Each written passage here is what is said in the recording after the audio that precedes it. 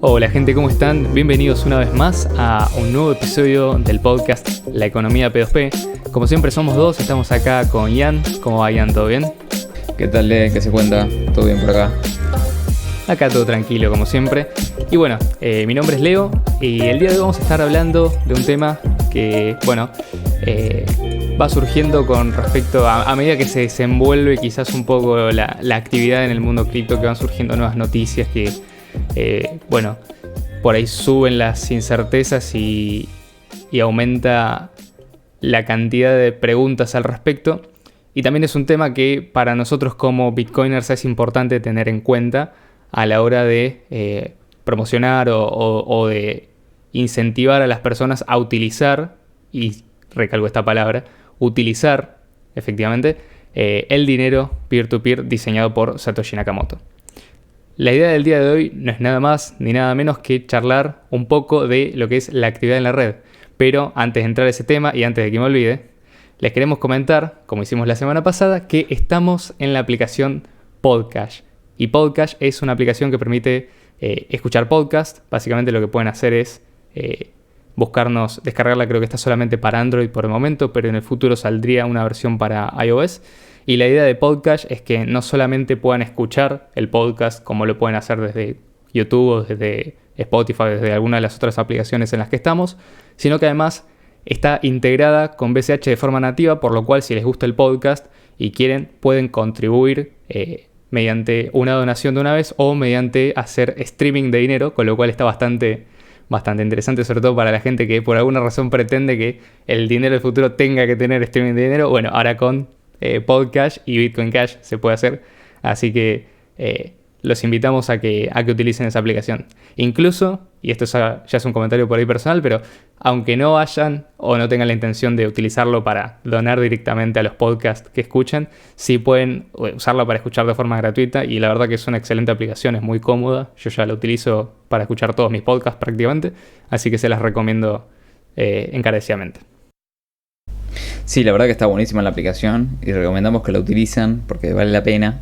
Es una de las tantas cosas que vamos a charlar hoy durante el episodio, pero primero hay que entender por qué, o sea, primero a qué nos referimos con actividad en la red. Bueno, actividad en la red es básicamente la cantidad de transacciones que hay, ¿no? Entonces, o sea, sería, si querés, la cantidad de transacciones y el agregado de fees, ¿no? Cada transacción tiene un fee. Hay transacciones que tienen más fees que otras, depende cuán grande sea, cuánto espacio necesite. Pero bueno, a eso nos referimos en un conjunto, o sea, como las transacciones y el agregado de tarifas de todas las transacciones. Entonces, ¿por qué es necesario que haya actividad en la red? Bueno, porque Bitcoin está diseñado para que haya actividad en la red o no haya Bitcoin.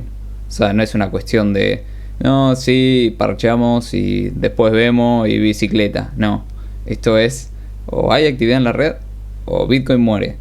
Entonces, ¿por qué es así? Bueno, esto lo tenemos explicado en varios episodios, pero básicamente a medida que la emisión baja, o sea, llega un momento que la emisión es tan baja, y no falta mucho realmente, la emisión es tan baja que ya no representa una recompensa suficiente para los mineros, quienes son los que aseguran la red, porque son los que se reciben toda la recompensa,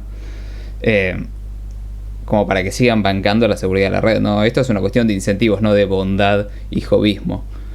Acá el que se pone a un cómputo, un equipo para minar, una granja de minería, es alguien que realmente está invirtiendo en esto. O sea, es una inversión, no es un hobby. No, me pongo a minar porque sí. No, o sea, vos te puedes inventar porque vas a ganar guita, no porque vas a perder guita. Entonces, para ganar guita y para que haya incentivos, para que la gente provea seguridad, tiene que haber incentivos suficientes. Hoy el incentivo está subsidiado por la nueva creación de monedas. En el futuro esto no va a ser así. La emisión cae. Curiosamente, como Bitcoin Cash y BTC sobre todo, surgen del mismo bloque Génesis. Si querés, la emisión cae muy similar, o sea, está prácticamente pegado. No creo que son unos bloques de diferencia que hay. Por eso Bitcoin Cash tiene un par de monedas emitidas más que BTC. Creo que BCH está unos bloques más adelantado que BTC, si no me equivoco. En número de bloque, ¿no? Sí, sí. Claro. En términos de Es muy número de poca la bloques, diferencia, pero sí. Entonces estamos como sincronizados a nivel de incentivos, o sea, a nivel de cómo está programado el sistema de incentivos, por lo menos hoy, ¿no? Tal vez BTC lo cambie, estoy hablando y capaz mañana BTC lo cambie, ¿no? Pero meter inflación. Pero por el momento estamos sincronizados. ¿Eso qué significa? Que estamos compitiendo. Estamos compitiendo ¿por qué? Por generar actividad suficiente para incentivar a los mineros. O sea, lo que nosotros tenemos que lograr es actividad suficiente para que el modelo sea sustentable a largo plazo. O sea, tenemos que crear, además de una economía que utilice la moneda, distintos tipos de servicios o cosas que permitan que los mineros puedan vivir del agregado de tarifas. Entonces, fue hace unos días que estábamos hablando con Le y hay una página que está buena que se llama, ¿cómo es? Bitcoin Info o algo así, ¿no? Creo que es CryptoFees, decís. Sí, esa. Hay una que se llama, que es cryptofees.info, básicamente. Sí. Que te muestra como una lista de los diferentes protocolos o servicios que están generando recompensas en tarifas específicamente para los que están proveyendo esa seguridad. Sí, ese servicio. Claro, y después hay otra que no me acuerdo el nombre, pero si pones BCH Fees, debe ser o la primera o la segunda que te aparece. Le aparece en internet. Y tiene una estadística, vos podés ir a Bitcoin Cash específicamente, y tiene una estadística que se llama Fee in Reward. Básicamente es como la tarifa sobre el agregado de recompensas que hoy tienen los mineros. Entendiendo el agregado de recompensas como los nuevos Bitcoin Cash que se emiten y las tarifas. O sea, juntas ambas cosas. Entonces, esta estadística lo que te muestra es cuánto representan todas las tarifas en relación con la recompensa total que reciben los mineros. Entonces, esta es una estadística que si querés, acá te podés comer un falso positivo, ¿no? Como que la estadística en algún punto crece sola. ¿A qué me refiero? Si, por ejemplo, vos generás $1 en tarifas por bloque, bueno, cuando hoy que la emisión es, no sé, que la emisión representa $9, por ejemplo, bueno, $1 podría ser más del 10%, ¿no? Más o menos. O si representa $10, más o menos son un 10%. Sin embargo, cuando la emisión sea 0, claro, va a representar el 100%, ¿no? O sea, de repente las tarifas, mirá cómo creció la estadística. Ahora todo se depende, claro, sí, obviamente, porque esto está hecho para eso. Sin embargo... Sí. Es en porcentaje que crece, básicamente. Claro, crece, pero en tema proporcional, básicamente. Claro, porque cae la emisión, por eso crece solo, digamos. Bueno, pero no es que porque crece solo ya está. Justamente lo que venimos a tratar de hablar en este podcast es... Crece solo, pero necesita compromiso nuestro para que, digamos, no solamente crezcan porcentajes sobre la recompensa de los mineros, que eso ya es la parte que viene sola, sino que se logre mantener en términos, si se quiere hoy en dólares, la recompensa de los mineros total. O sea, que suba el porcentaje de tarifas en correlación con la cantidad de recompensa que reciben los mineros por bloque, pero que no caiga esa recompensa en términos de dólares, ¿no? O de moneda del momento. Entonces, esto, si les interesa, tenemos un episodio que es el número 17, en el cual hablamos de esto del precio versus la actividad en la red. O sea, ¿por qué un precio alto no te asegura la seguridad a largo plazo? Porque el precio te asegura siempre y cuando haya, digamos, subsidio por nuevos bitcoins. El día que no haya subsidio por nuevos bitcoins, el precio de bitcoin es irrelevante. O sea, es importante, pero es irrelevante. No impacta tan directamente en los mineros como sí lo hace hoy en día. O sea, es como una tendencia que cae. Lo que tenemos que hacer es como acompañar la tendencia. Sí, totalmente. De hecho, una de las cosas que a mí siempre me llamó la atención, y que esto, digamos, está en cualquier gráfica, uno lo puede ver, vayan a alguna de esas páginas que muestran la cantidad de transacciones por segundo de la red de Bitcoin. No importa si es Bitcoin BTC, Bitcoin Cash, básicamente les van a mostrar la misma información, que es hasta cuando eran una sola cadena. Si vos ves la cantidad de transacciones por segundo conforme iban pasando los años, vos ibas viendo cómo crecían.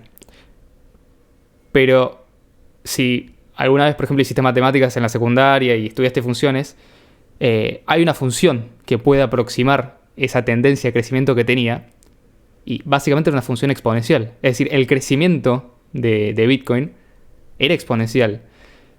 ¿Qué pasó? Bueno, obviamente vino el fork, la actividad de la red, por lo menos del lado de BCH, obviamente disminuye, se ve afectada, y del lado de BTC como mucho se queda estancada en esas 3, 4 transacciones por segundo, ¿viste? En las que va a ir oscilando hasta que eventualmente, digamos, se queden sin la subvención de los bloques y básicamente, digamos, tengan que recompensar a los mineros solamente con las tarifas, que es lo que bien decía Ian. Entonces, claro, para nosotros esto es importante. ¿Por qué?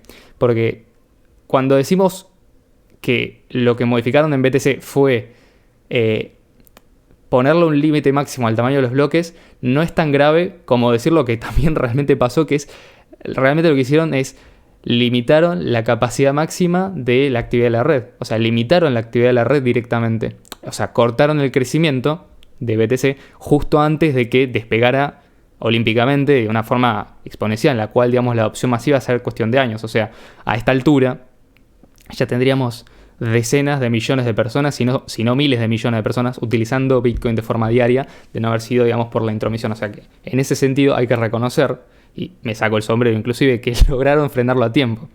Porque realmente es algo digno, es algo meritorio, porque lograron ver de acá, de ese momento, unos años, che, esto lo paramos ahora, o es irremediablemente imposible frenar. La lástima para ellos es que no lo pudieron frenar del todo. Digamos, sigue existiendo Bitcoin Cash, sigue existiendo esa visión de algún día tener un crecimiento exponencial. El tema es que, digamos, tuvimos que casi que empezar nuevamente y empezar con un poco de rezago y ya con una emisión que había empezado y con una recompensa de bloque que había bajado. Entonces, lo que nosotros queremos mostrar en este podcast no es solamente, digamos, qué se puede hacer, o sea, qué es la importancia de la actividad en la red, sino qué se puede hacer para subir esa actividad en la red y qué debemos hacer cada uno de los usuarios de Bitcoin Cash para que esa actividad en la red suba, se mantenga y eventualmente, digamos, recupere ese ritmo exponencial que tenía previo al fork. ¿Para qué? Para, lógicamente, que nuestros hijos puedan tener este dinero, acceso a esta tecnología, acceso a efectivo electrónico peer-to-peer, tal cual fue previsto por Satoshi Nakamoto. Y esto que decía Ian al principio de, bueno, Bitcoin está diseñado para funcionar con gran cantidad de transacciones o morir, no es algo que se le ocurrió a él, es algo que el mismo Satoshi dijo. No mientas, boludo, se lo dije yo a Satoshi, no lo escribió él. Sí, se lo pispé antes. se lo chiflaste a la oreja y salió boludo a decirlo antes que vos. Esto que dijo Ian, y que después dijo Satoshi en algún momento cuando estaba dando vueltas por los foros, es así. Es así, efectivamente. O sea, no está diseñado para no tener actividad en la red, para tener 3 o 4 transacciones por segundo como quieren los de Blockstream, como quieren los... Y no está diseñado para competir contra sí mismo mediante el uso de la Lightning Network. O sea, este tipo de cosas, ¿no? Que hoy en día se hablan como supuestas soluciones a la escalabilidad, en realidad, digamos, ocultan detrás de sí el verdadero debate que es, che, matamos la actividad en la red, básicamente con eso matás a BTC. Digamos, entonces por eso es tan importante la actividad en la red en Bitcoin Cash, y no se va a hacer nada en la comunidad de Bitcoin Cash para frenar esa actividad en la red, porque al contrario, queremos toda la actividad en la red que podamos absorber. Es más, sin ir más lejos, creo que de todas las monedas que son Proof of Work, que en el top 50 a día de hoy, de que sale este podcast, no sabemos de acá a unos años si esto seguirá siendo así, pero creo que solamente 6 son Proof of Work, o sea, de prueba de trabajo. Y Bitcoin Cash sola podría absorber sin problemas con la capacidad actual la capacidad de transacciones de todas ellas. Entonces, realmente tenemos hoy en día una tecnología que nos posibilita escalar, nos posibilita aumentar ese nivel de actividad en la red, nos posibilita seguir incentivando a los mineros y nos posibilita tener un montón de aplicaciones interesantes, pero tenemos que trabajar para que eso ocurra, y nosotros como bitcoiners no nos podemos quedar esperando a que alguien más venga a usar la cadena de bloques por nosotros. Así como nosotros no esperamos a que alguien nos venga a decir, bueno chicos, ¿quieren usar dinero fiat o quieren usar mejor esta tecnología que nos saca el poder del dinero fiat? Básicamente es como tiene que ser algo voluntario, ¿no? Pero, digamos, mostrándole a la gente que, o usamos esto o hacemos estas cosas, o el día de mañana por ahí no tenemos efectivo electrónico peer-to-peer. Y suena medio apocalíptico, pero es medio la realidad, ¿no? Entonces, en ese sentido yo quería ser completamente transparente. O sea, confío en que el futuro se va a seguir existiendo. Pero bueno, si lo queremos mantener, hay que hacer algo. O sea, es como dicen muy bien algunas personas, el precio de la libertad es su eterna vigilancia. Bueno, el precio de Bitcoin Cash es seguir utilizándolo siempre, no dejar de usarlo, porque donde lo dejas de usar, sencillamente desaparece. Entonces, hablando del uso, ya mencionamos acerca de lo que es, recordame Ian porque por ahí ya lo mencionaste, pero con todo el soliloquio se me fue. Ya mencionaste la diferencia entre utilidad y actividad o uso. Porque creo que eso estaría bueno que lo expliques vos, que tenés más un palo económico. Sí, hay algo interesante, es que obviamente la actividad en las redes como que, o sea, vos podés spamear la red, sí, eso es totalmente cierto. O sea, vos podés tener como BCB que tiene 4 millones de transacciones por día, pero que son todas spameos de 2 jueguitos. Pero digamos que la actividad en sí surge de la utilidad, si querés, ¿no? Más allá de, sacando los casos de spam, la actividad surge de la utilidad. Entonces, para que haya más actividad, en conclusión, tenemos que lograr que haya más utilidad.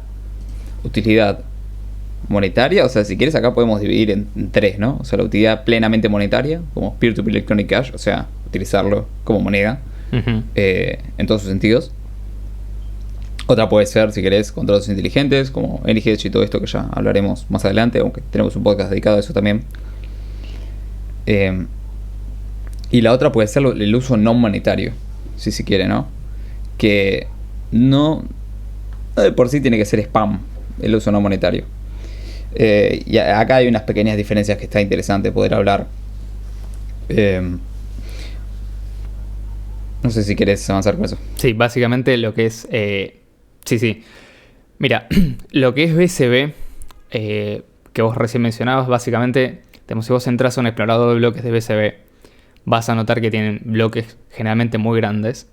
Creo que no tienen un límite máximo, si lo tienen, siempre la idea de ellos fue sacarlo. O sea, en ese sentido, digamos, están alineados con Bitcoin Cash, por lo menos en lo que es la visión de permitir que los bloques escalen. Pero digamos, cuando hablamos de usos no monetarios, no nos referimos a, empezar a subir, ¿no? Fotos a la cadena de bloques. O sea, fotos como digamos, el espacio de almacenamiento realmente en la cadena de bloques es caro. Por suerte, nosotros tenemos una forma de saber qué es spam y qué no. Y si los mineros pueden agregar más cantidad de transacciones independientemente del uso que se le dé a esas transacciones, la mayoría van a estar dispuestos a hacerlo porque eso los beneficia económicamente a ellos. Entonces, todas las transacciones tienen un fee. Si el límite se empieza a alcanzar, y no me refiero, digamos, a un límite establecido por código, sino un límite en el cual, digamos, los mineros por capacidades técnicas o económicas o lo que sea, no pueden procesar más de determinada cantidad de transacciones por segundo o un bloque de determinado tamaño, hay una forma, digamos, que es básicamente una especie de mercado de tarifas. Aclaro, y esto es muy importante porque la frase mercado de tarifas se ha medio como prostituido debido al uso que se le dio en BTC de intentar forzar un mercado de tarifas altas para estimular a los mineros a largo plazo. No nos referimos a eso. Cuando hablamos mercado de tarifas en Bitcoin Cash, nos referimos a lo que se describió, creo que en un artículo del año 2015 de uno de los desarrolladores de Bitcoin Unlimited, que escribió básicamente un paper estudiando el caso de cómo puede surgir un mercado de tarifas sin la necesidad de un límite máximo de bloque. O sea, básicamente explica, dentro de los incentivos que tienen los mineros y por otras cuestiones que por ahí quedan más allá del podcast, porque es medio técnico el paper ese, de cómo puede ir surgiendo, digamos, naturalmente un mercado en el cual la gente, compite para decir, yo quiero usar la cadena de bloques para esto, pero yo la quiero usar para estas cosas, ¿cómo compiten entre ellos? Efectivamente, pagando un fee más caro, el cual los mineros aceptan gustosamente, ¿no? Entonces, digamos, de alguna manera hay incentivos económicos para poder mantener la blockchain, digamos, dentro de todo estable, una cadena de bloques que los mineros puedan absorber y con una demanda que puede ir creciendo paulatinamente a medida que mejora la tecnología. Eso está todo explicado, o sea, nos referimos a eso. Entonces, gracias a estas aplicaciones y gracias a que Bitcoin es un dinero que es programable, es extensible, van surgiendo un montón de aplicaciones interesantes que no necesariamente tienen que ver con utilizar Bitcoin Cash para hacer una compra o enviarle plata a otra persona o hacer un contrato inteligente con fines económicos, como son por ahí la gran mayoría de los contratos inteligentes que se experimentan hoy en día. O sea, tenés, por ejemplo, tokens, tenés, no sé, podrías incluso hacer NFTs. O sea, si eso, digamos, tiene un valor y vos estás dispuesto a pagar el fee que conlleva hacer esa transacción, que actualmente en Bitcoin Cash es extremadamente barato, entonces, efectivamente, lo podés hacer. Y los mineros ya tienen una forma para diferenciar entre el spam y lo que no, y es básicamente el fee que se paga. No sé, Ian, si querés que empecemos ya a mencionar un poco de qué es lo que se puede empezar a utilizar para... O querías mencionar algo respecto a esto. No, empecemos. Perfecto.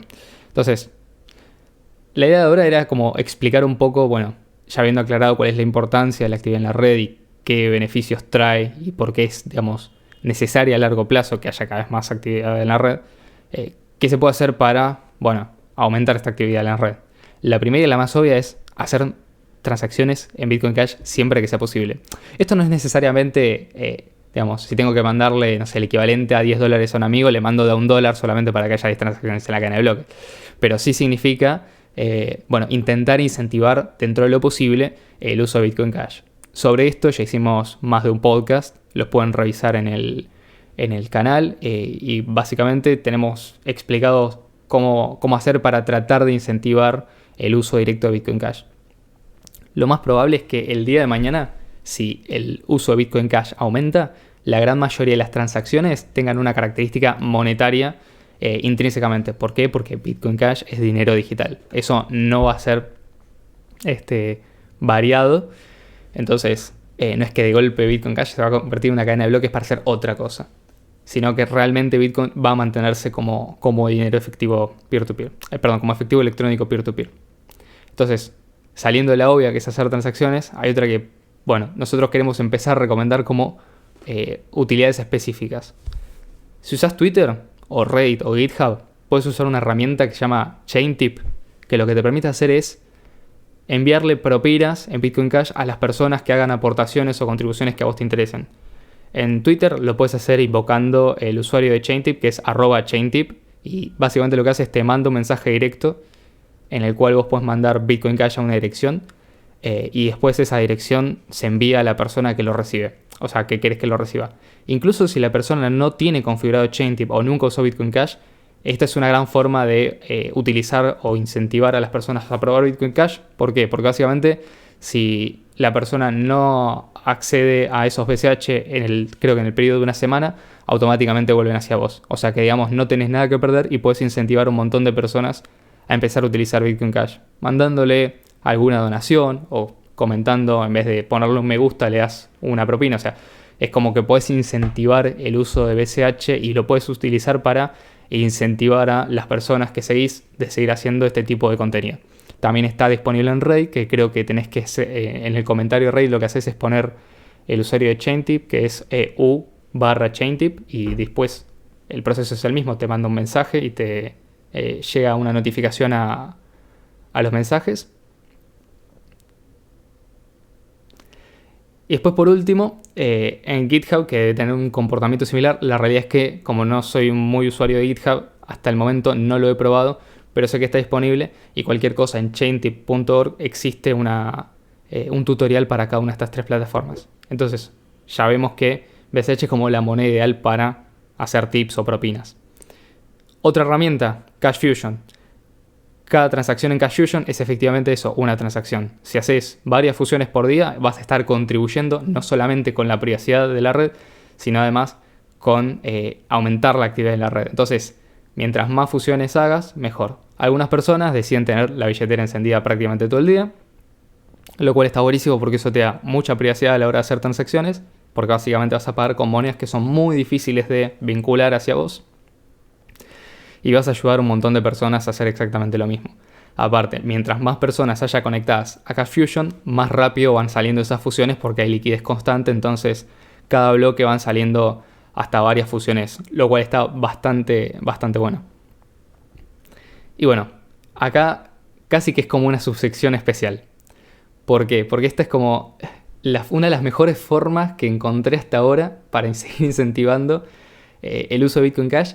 Y justamente esta es una que no tiene prácticamente uso monetario, que es utilizar Memo, que es básicamente una red social entera encima de Bitcoin Cash.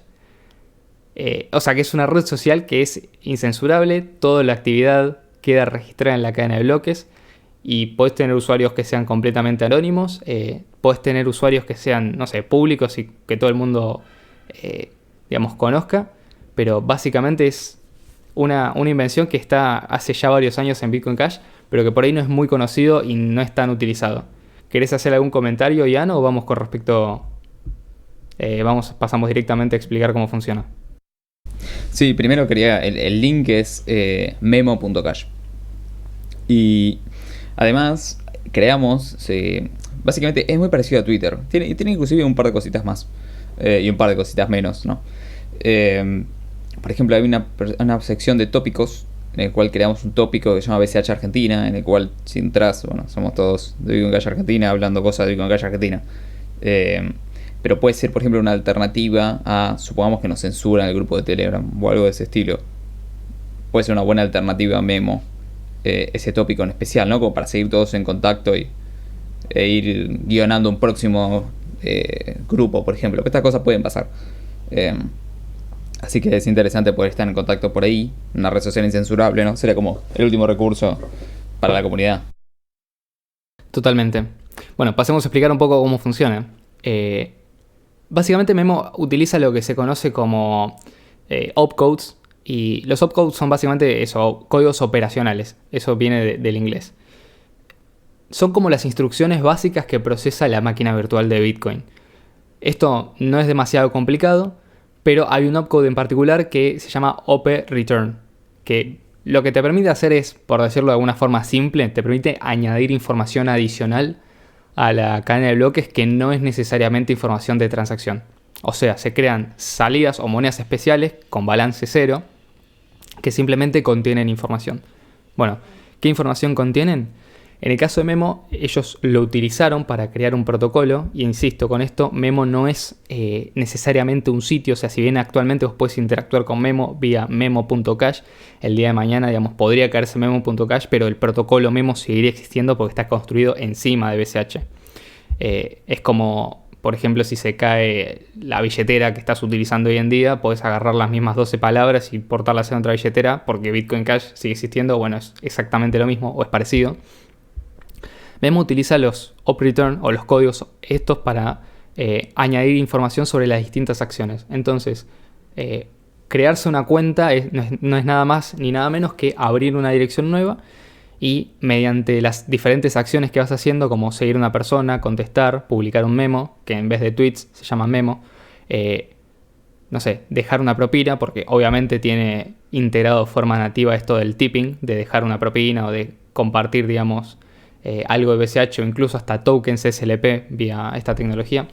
Lo que te permite hacer es dejar registrado y asentado cada una de esas transacciones. Entonces, si yo, por ejemplo, escribo un memo nuevo, no es que eso queda guardado en el servidor de memo.cash, sino que eso queda guardado directamente en la cadena de bloques en este código op-return de esa transacción en particular. Con lo cual, si el día de mañana yo quiero acceder mediante esa transacción, lo puedo hacer. Es decir, esa información no puede ser borrada ni censurada.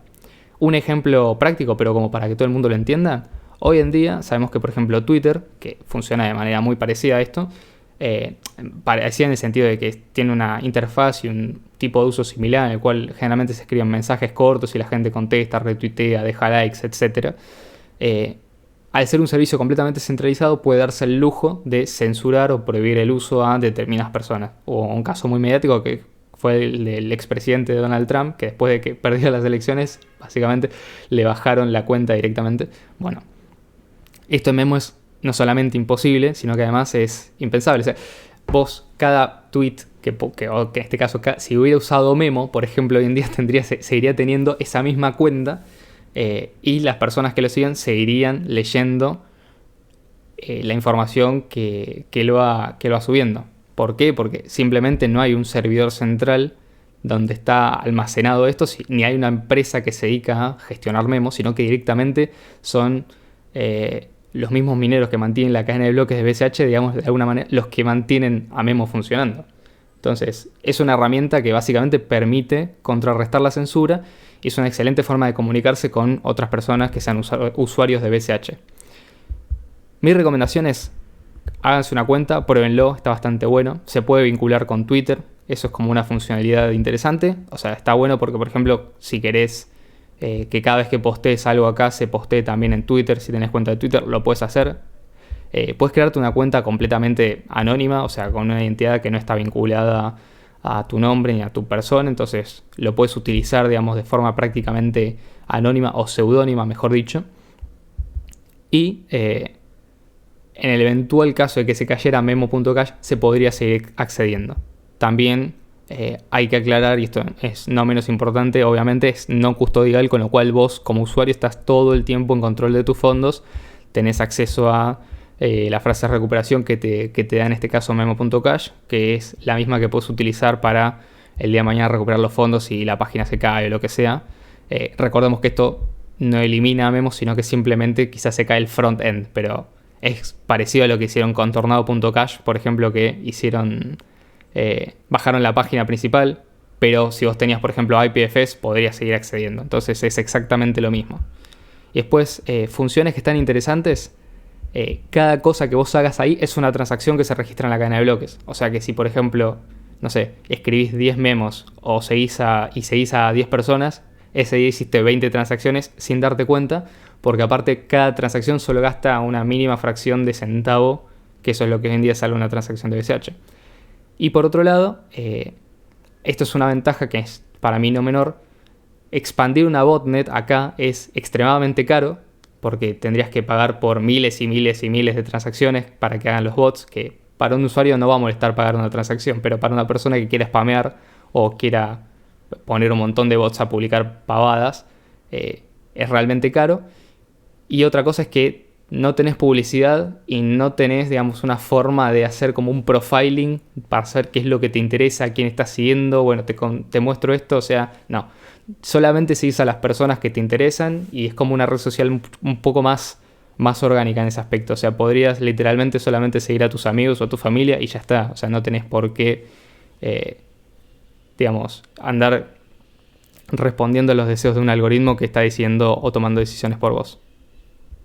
Sí, o inclusive supongamos que memo.cash pone un algoritmo.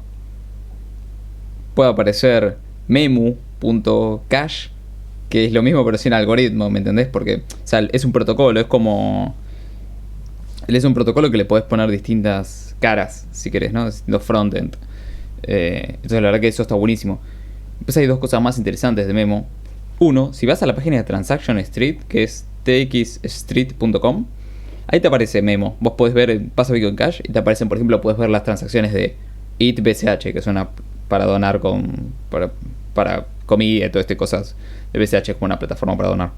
Después, por ejemplo, tenés CashFusion o SLP y está Memo. Entonces ahí, por ejemplo, podés ver las acciones. Pues, dice, tal persona likeó a tal cosa. Entonces, cada vez que haces algo en Memo tenés que pagar una tarifa, aunque es chiquita. Pero ahí lo puedes ver todo. En Transaction Street puedes ver todo. Y ves las personitas que salen desde la casita de Memo. Son las personas que están usando Memo, básicamente. Es un caso de uso muy interesante el de Memo. Y después otra cosa. Porque acá pueden decir, no, estás llenando la blockchain de boludeces, de giladas, ¿viste? Estás basureando la blockchain. No, gente, esto después el minero lo prunea. O sea, el minero poda esto y listo. O sea, si vos querés tener un nodo lo más óptimo posible sin perder más mínimo de seguridad, lo puedes hacer. Esto está explicado en uno también de nuestros episodios, en el cual estos op return los puedes borrar todos. O sea, el minero no necesita lo que tuiteaste en Memo para poder validar bloques, ¿me entiendes? Necesita tu mensaje. O si diste un like o no, eso no le cambia la vida para validar un bloque, descubrir un bloque. Entonces, o para validar transacciones, ¿no? Entonces, es contenido que sí, vos, o sea, por ejemplo, no sé, si querés crear un memo, bueno, vos guardarás todos los memos, todos los bloques que tienen memo, ¿no? Supongo. O algo en memo, si querés tener en la plataforma. Pero el menos si quiere lo borra. No hace falta. O sea, no compromete ningún punto ni llena la red de estupideces porque vos siempre la podés podar la red. Que eso es otra de las cosas mágicas que nos dejó Satoshi, ¿no? El hecho de que esto no sea una bola que crece y crece y crece, sino que hasta puede ser optimizada. O sea, no solamente es como... Es mucho mejor de lo que creen muchos, ¿no? Y la verdad que sí, Memo está buenísima. Y aprovechan, créense un usuario y eso, por lo menos pruébenla, ¿no? Si se crean un usuario y nos avisan en el grupo de Telegram, inclusive les mandamos un tip para que puedan seguir usándola, ¿no? Nos tipeamos entre nosotros y la vamos usando.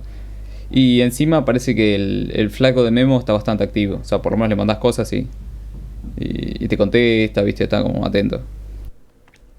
Sí, cosas que puedes hacer que me parecen interesantes es usar mediante servicios de terceros, cargar imágenes, cargar videos. O sea, por ejemplo, vos pegar un enlace a un video y internamente dentro de la página de memo.cash te lo muestra. Puedes usarlo también para crear tu propio token. O sea, tiene una página de tokens y vos ahí podés crear tu propio token SLP si querés, por ejemplo, crearte un token por lo que sea para darle algún tipo de uso. Bueno, está esa capacidad. Y también puedes crear tus propios perfiles, tus propios tópicos. Puedes tener 10 usuarios si querés usar cada usuario para una cosa diferente. O sea, acá nadie te lo impide.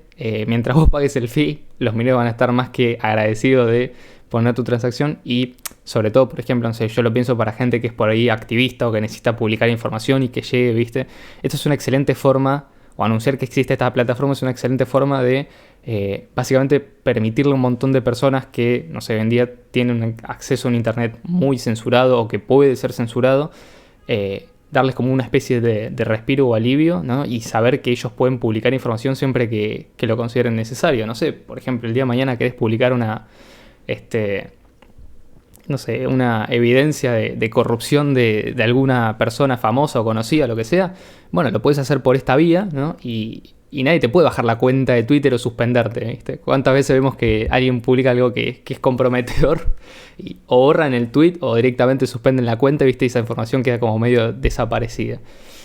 Acá realmente esto no ocurre y tiene un uso que realmente para mí es muy interesante. O sea, y es como dice ya, no sé, esto crece, pero digamos, eventualmente los mineros pueden eliminar la información que no consideren necesaria. Esto no significa que los memos dejan de existir, sino que te los tenés que empezar a guardar vos, que es otra cosa que por ahí habría que explicarlo de forma más detallada por otra vía, pero es muy inteligente el diseño.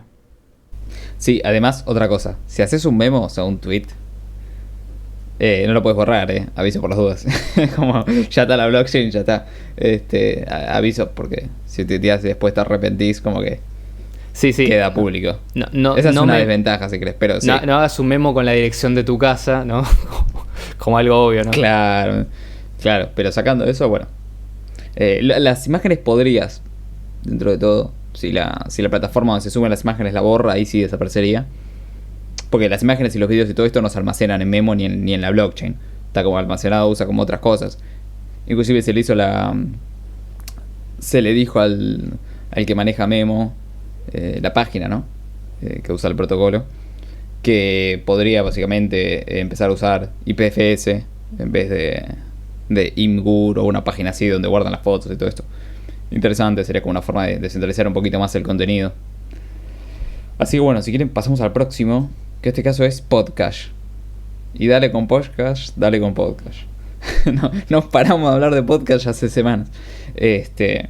Bueno, está buenísimo, la verdad. Porque primero porque tenés todos los podcasts. O sea, no solamente te aparecen los podcasts que aceptan Bitcoin Cash. Vos tenés todos los podcasts que están en Apple Podcast. Hasta si te interesa, tenés la de Radio Davos, que es la del Foro Económico Mundial. O sea, tenés, ¿me entendés? Tenés todo. Claro, pero esos no te aceptan las donaciones en BCH. Solo en BTC y en Ethereum. Nada, mentira. Pero básicamente tenés todas. O sea, vos podés usarlo como plataforma para escuchar podcasts normalmente. No necesariamente tienen que ser sí o sí los podcasts de BCH. O sea, puedes empezar a usar para escuchar todos los podcasts. Y cuando aparecen, cuando escuchás algún podcast de BCH, puedes hacer esto: dos tipos de donaciones. Donar por minuto. Y cada 10 minutos se le envía. O básicamente hacer como una donación única, que en realidad puedes hacer varias veces, pero bueno, donación única en la cual dejas un mensaje. Claro. Y le aparece, obviamente todo el mundo lo puede leer, entonces por ejemplo si nos dejas un mensaje ahí, nosotros podemos ir y ver que nos dejaste un mensaje. Es interesante, es como comentar tirando un tip. Claro. Sí, que creo que están las dos opciones, que la última que mencionaste se llama Boost, que es como que mandás así un boost y básicamente vos, ¿cuánto es la propina? Bueno, lo que vos quieras, o sea, podés seleccionar mediante un slide, o sea, creo que la mínima son 40.000 satoshis y la máxima ya son 80 millones de satoshis, satoshi de BCH, ¿no?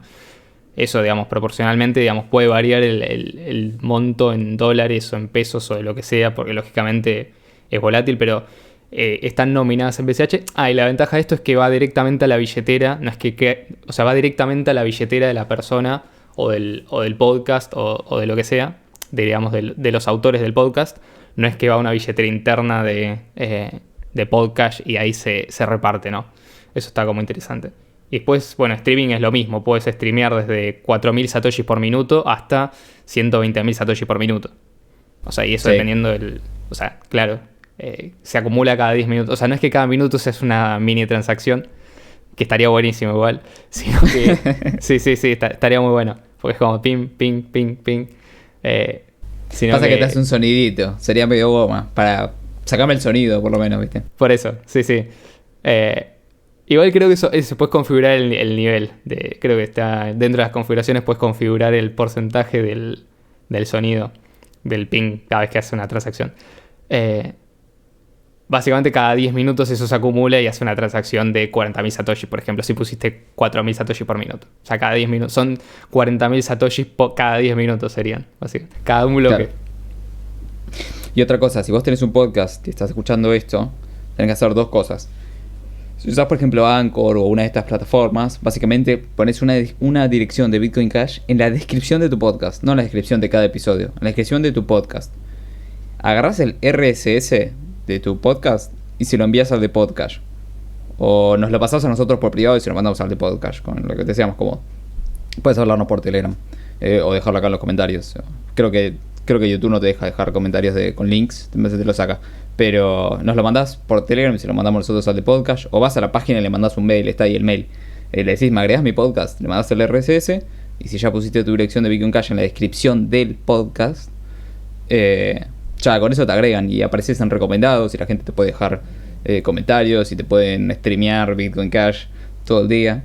La verdad que está espectacular. Y encima también vos puedes escuchar sin donar, ¿no? No hace falta. O sea, donar es como nada. Es como una utilidad extra linda que tiene la aplicación. Es como una forma de dar soporte, ¿no? Sí. Aparte está bueno porque literalmente te bajás la aplicación y no tenés ni siquiera que crearte la cuenta. O sea, ya tenés todo armado.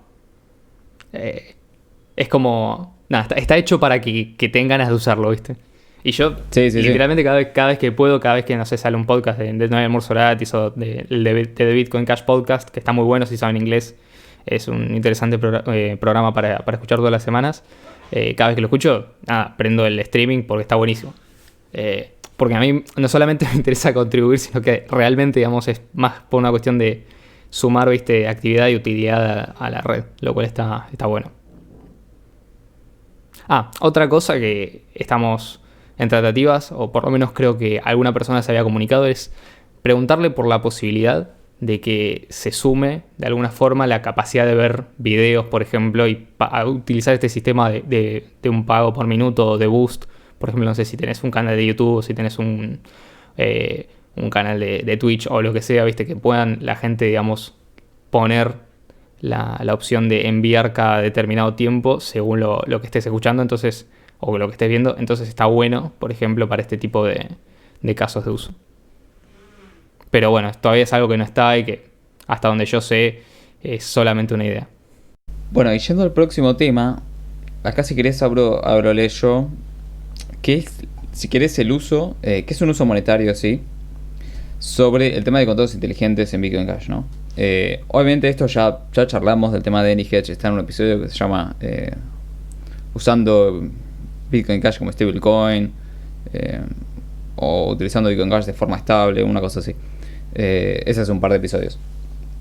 Pero acá yo creo que hay que admitir que a nivel de actividad de la red, la gente de Ethereum hizo un muy buen laburo. Con los contratos inteligentes hizo un muy buen laburo. Vos ves hoy las monedas que más ganan en fees y Ethereum es la número 1. Lejos. Inclusive algunos protocolos de Ethereum tienen más actividad que BTC, por ejemplo. Creo que Uniswap solo es como el doble de lo que genera BTC en tarifas, lo genera solamente Uniswap. O sea que es muy interesante realmente el laburo que han hecho los muchachos de Ethereum ahí, y hay cosas para tomar en cuenta. Pero bueno, todo esto, mucho se puede hacer sobre el mismo Smart CH o sobre el Bitcoin Cash on-chain, si querés, Layer 1. Como por ejemplo AnyHedge. Que AnyHedge probablemente cuando se empiece a utilizar, o sea, si realmente se logra concretar, que todo pareciera que sí, si realmente se logra concretar, esto puede generar mucha actividad. Y ahí quiero que el de Transaction Street lo agregue también, porque quiero poder cuando se usa AnyHedge. Pero es otro caso de uso muy interesante. Esto, si les interesa, tenemos un episodio dedicado específicamente a AnyHedge. Pero bueno, no sé, Le, si querías agregar algo sobre esta parte de este tema. No, que básicamente no sé, por ejemplo, qué tan posible sea agregar el tema de transacciones de AnyHedge a páginas como Transaction Street, porque al ser un contrato inteligente y al armarse de forma diferente, no es evidente que se está haciendo una transacción de Transaction Street. Perdón, de AnyHedge. me confundí ahí. Entonces, por ahí no es tan simple. Pero por ahí sí cuando se cobra. Porque cuando se cobra lo que sería la parte de AnyHedge, o sea, la transacción de salida de AnyHedge, por así decirlo, es evidente que es un contrato de AnyHedge, entonces ahí sí podría aparecer. Está bueno porque esto obviamente te genera por lo menos 2 transacciones, y si son transacciones recurrentes en las cuales una persona está estabilizando, por ejemplo, haciendo long constantemente con BCH, con cualquier activo, está buenísimo. Y aparte, esto es algo por ahí, no sé si lo hemos mencionado, yo calculo que sí, pero si no, es algo que está buenísimo, que es básicamente te permite como hacer una especie de mercado de acciones paralelo, en el cual vos podés comprar acciones de una empresa por un determinado tiempo sin ningún tipo de problemas, porque no tenés que acceder a un broker, no tenés que acceder a una empresa bancaria. O sea, es como que literalmente compras un token, por así decirlo, que equivale lo mismo, está atado al precio de una acción. Por ejemplo, una acción de Tesla, una acción de Apple, una acción de Google, lo que vos quieras. Entonces, podrías el día de mañana tener también un uso muy grande dentro de Bitcoin Cash de, básicamente, contratos que sirvan para comprar acciones de empresas. Hacer shorting de acciones de empresas. Está bastante interesante, la verdad. Sí, inclusive vos acá no es que recibís un token que representa la cantidad de acciones, al igual que no recibís un token que representa dólares, sino lo que vos haces es congelar tus Bitcoin Cash en términos de dólares, acciones, lo que sea. Por el otro lado, si vos querés estar más expuesto todavía a esa acción, provees liquidez, entonces recibís la volatilidad del otro lado, ¿no? O sea, por ejemplo, si vos querés estar más volátil al precio de Bitcoin Cash, provees liquidez, entonces absorbés la volatilidad que el otro está resignando, digamos. Lo mismo puede pasar para las acciones, ¿no? O para oro, todo esto. Bueno, por ejemplo, oro, dólar, euro ¿y cuál más era? Creo que actualmente estaban Ethereum, BTC, dólar, sí, oro y la moneda de la India, que creo que es la rupia india. Sí, y la rupia. Sí, exacto, son esas 4. Pero bueno, se van a ir agregando. Si vas a oracles.cash, hay más todavía. Pero bueno, todavía no los agregaron a AnyHedge. Esto hoy, ¿no? O sea, capaz dentro de... si lo escuchás dentro de un año, bueno, cambió esto. Después hay 2 casos de uso interesantes. Que, bueno, uno es ReadCash, que es como una especie de Medium. O sea, vos escribís artículos y la gente te puede donar con Bitcoin Cash. Lo recomendamos mucho, ReadCash. Read.cash, perdón. Y después tenés otra que es parecida a Memo, pero nos gusta más Memo, la verdad. Se llama Noise.cash. Noise.cash y ahora la renovaron como Noise.app, que es una aplicación, una red social estilo Twitter, con tips en Bitcoin Cash. Pero todo no se guarda sobre la blockchain, sino que están como en sus servidores, digamos. Claro, o sea, lo único que tiene relacionado con BSH es la capacidad de o la integración nativa con el tema de los tips. Esto también hay que tenerlo en cuenta porque no es que queda guardado. Read.cash tampoco quedan los artículos guardados en la cadena de bloque. En Memo, técnicamente todo lo que escribís sí queda guardado en la cadena de bloques por tiempo indefinido y potencialmente para siempre.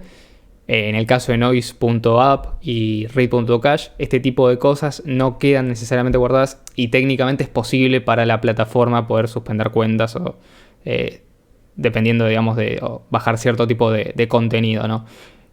O sea, son diferentes approaches. Por ahí algunas personas prefieren esto por, no sé, prefiero, digamos, confiar en una empresa que va a mantener las políticas del sitio y lo que sea, o prefiero, digamos, la libertad absoluta y me subo a Memo, ¿viste? Y que sea, yo sigo a las personas que quiero y ignoro el resto. Pero bueno, básicamente es como para tenerlo en cuenta. Lo que sí, obviamente, cada vez que, por ejemplo, donás en Read.cash o cada vez que recibís una donación, la recibís directamente de una billetera que es no custodial, lo cual está buenísimo y obviamente eso genera una transacción más en la red, o sea que incentivar el uso de Read.cash para, aunque sea hacer microdonaciones de, che, te dono 5 centavos por lo que escribiste, está buenísimo, o te dono $10, eso se puede hacer perfectamente. Y es un uso que obviamente incentiva, lógicamente, a BSH. Aparte, mismo que capaz que no recibís mucho en donaciones, pero esas donaciones, como por ahí para vos no son tanto, las podés ir devolviendo, entonces como que reinvertís en actividad de la red todo lo que te llega. Está interesante, la verdad. Y sobre todo si compartís algún artículo que hayas escrito con gente de la comunidad BSH, lo más común es que vayan y te suban. Te den algún tip como para incentivarte a escribir más o a mantenerte en esa página, lo cual está bastante bueno. Sí, otra cosa interesante de Memo, que creo que lo mencionaste, pero fue como muy al pasar. Esto de que podés conectar con tu cuenta de Twitter. ¿Qué significa esto? Significa que vos cuando haces un memo, o sea, cuando haces una publicación en Memo, escribís hola, automáticamente tuiteás hola. O hola más el link del memo. O sea, vos podés decir si solamente el texto o el texto más link. O solo el link. Pero está bueno porque, por ejemplo, todo lo que sea tuitear, pero no retuitear ni responder a un tweet, lo podés hacer de Memo. O sea, si vas a hacer un tweet así sin nada en especial, bueno, lo tiras desde Memo y se replica a Twitter. No hace falta que lo tuitees nada más. Puedes tirarlo por Memo y se replica. Ahora, si quieres responder un tweet y qué sé yo, es un poquito más complejo. A lo sumo podés dejar el link del tweet, pero no es lo mismo que retuitear, o sea, se entiende. Pero la verdad que eso está buenísimo. Porque es como que de alguna forma tenés un pie dentro y un pie afuera, ¿viste? O por lo menos estás en ambos lados. Sí, sí. O sea, es como que tenés lo mejor de dos mundos y en el día de mañana te cierran la cuenta de Twitter, todo lo que escribiste sigue estando en Memo. O sea, no perdés absolutamente nada. Al contrario, probablemente ganaste un montón porque, digamos, en ese sentido, digamos, ¿quién te quita la privacidad? La privacidad no, la libertad de escribir de forma libre lo que vos quieras, básicamente. Está bueno. También otra cosa que puedes hacer es, si te preocupa, por ejemplo, que la gente te venga a spamear o que gente que no quieras te empieza a comentar, vos podés mutear usuarios individuales y Memo no te va a mostrar nada de lo que esas personas hagan, que es como una especie de bloqueo, pero básicamente es silenciarlo solamente. O sea, a vos no te va a aparecer nada, a efectos prácticos es lo mismo. O sea, que también podés hacer eso si hay algún usuario que te está molestando en Memo, o sea, te está molestando a través de la cadena de bloques de Bitcoin Cash, lo podés cancelar, por así decirlo, para vos y ya está. O sea, te ahorraste el problema. Sí. Así que bueno, chicos, esperemos que les haya gustado este nuevo podcast. Los esperamos usando Podcash y Memo.cash. Y bueno, saben que los pueden escuchar en Podcash, en Anchor, en Google Podcast, en YouTube, en Odyssey, en Spotify. Y bueno, hasta ahí me parece. Así que bueno, esperemos que les haya gustado. Muchas gracias, Le, por nuevamente estar en el podcast. Y los esperamos el viernes que viene. Hasta luego. Hasta luego, gente.